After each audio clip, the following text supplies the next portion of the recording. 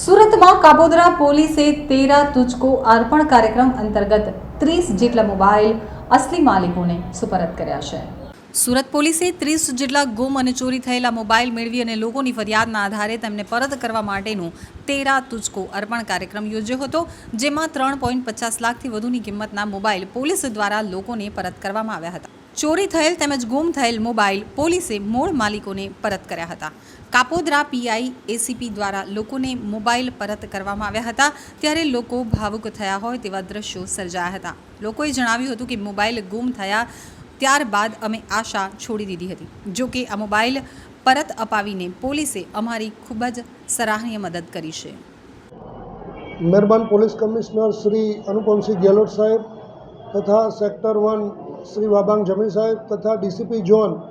ભક્તિબા ડાભી સાહેબ નાઓએ આપેલ સૂચના અને માર્ગદર્શન મુજબ સૌપ્રથમ વાર જ સુરતમાં અગાઉ પણ જે કાર્યક્રમ કરવામાં આવેલા છે તેરા તુજકો અર્પણ, આ કાર્યક્રમ હેઠળ જે લોકોએ પોતાની કિંમતી વસ્તુઓ કે મોબાઈલો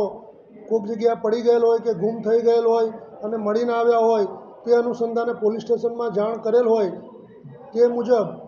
અત્રેના કાપોદ્રા પોલીસ સ્ટેશનમાં મે 2024થી લઈને આજ દિન સુધી અને જે મોબાઈલો ગુમ થયેલા અને જે લોકોએ પોલીસને જાણ કરેલી એ તમામ મોબાઈલ પોલીસે મેળવી આશરે કુલ મોબાઈલ 30 જેની કિંમત રૂપિયા આશરે 3.5 લાખ જેટલો મુદ્દામાલ આજરોજ જે અરજદારોના મોબાઈલો ગુમ થયેલા તે અરજદારોને અત્રે પોસ્ટે બોલાવી તેઓનો મુદ્દામાલની સોંપણી કરેલ છે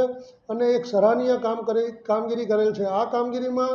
કાપોદ્રા પોલીસ સ્ટેશનના પોલીસ ઇન્સ્પેક્ટર શ્રી એમબી અવસુરા તથા second police inspector Shri Solanki તથા તેઓના ડિસ્ટાફના પીએસઆઈ શ્રી પંડ્યાજી તથા સર્વેલન્સ સ્ટાફના અન્ય પોલીસ કર્મચારીઓ અને અન્ય સ્ટાફના માણસોએ ખૂબ સરસ કામગીરી કરી છે અને પ્રજા અને પોલીસ વચ્ચે એક સેતુ બંધાય અને પ્રજા અને પોલીસમાં એક વિશ્વાસ બેસે અને